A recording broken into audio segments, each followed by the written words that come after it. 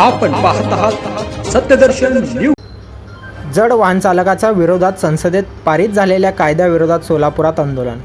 रस्ते अपघातानंतर लोकांच्या रोषाला घाबरून पळून जाणाऱ्या जड वाहन चालकाविरुद्ध संसदेत पारित झालेल्या कठोर विधेयकाच्या निषेधार्थ सोलापुरात मोटरचालकासह वाहतूकदारांची रास्ता रोको आंदोलन केले। या आंदोलनात शेकडो वाहन चालक व वाहतूकदार सहभागी झाले होते। शहरात हैदराबाद महामार्गावर झालेल्या या आंदोलनात दोन्ही बाजूकडील वाहतुकीची कोंडी झाली होती, तर काही आंदोलकांनी वाहनासह आंदोलनात सहभाग घेतला होता।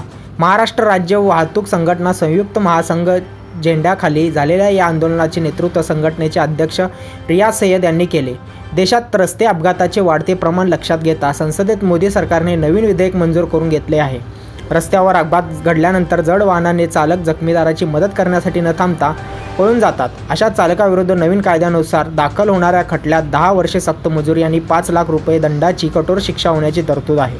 वास्तविक पाहता अशा अनेक अपघातामध्ये वाहन चालक झुंडीच्या हल्ल्यामुळे घाबरून पळून जातात।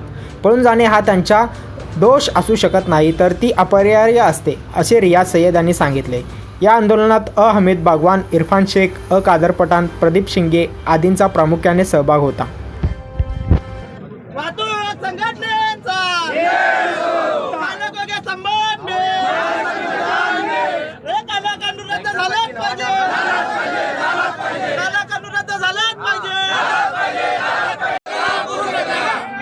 आतापर्यंत जे काल परवा बिल पास झालेलं आहे मोदी सरकारच्या काळामध्ये, इथून पुढे ड्रायव्हर लोकांची सहजासहजी बेल होत होती। त्यांच्या हातनं काय जाणून बुजून कुठला गुन्हा घडत नव्हता,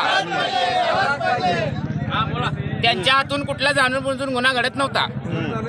एक अपघात म्हणा, ॲक्सिडेंट म्हणा, नकळत किंवा वाहनाच्या आपल्या भावनेच्या भरात जे घडत होतं ते घडत होतं। पण त्यांनी जे बिल पास केलेलं आहे आम्हा सर्व ड्रायव्हर बांधवांच्या एकदम काळजावर घाव घातलेला आहे। या देशाची नस असणारा माणूस, या देशाची लाईफलाईन असणारा माणूस हे पैसे कुठनं देणार आणि कुठं ना बायका लेकराला उघड्यावर ठेवून आम्ही कुठनं 10 वर्षाची सजा कापणार। सत्यदर्शन न्यूजला लाईक करा, शेअर करा, सबस्क्राईब करा।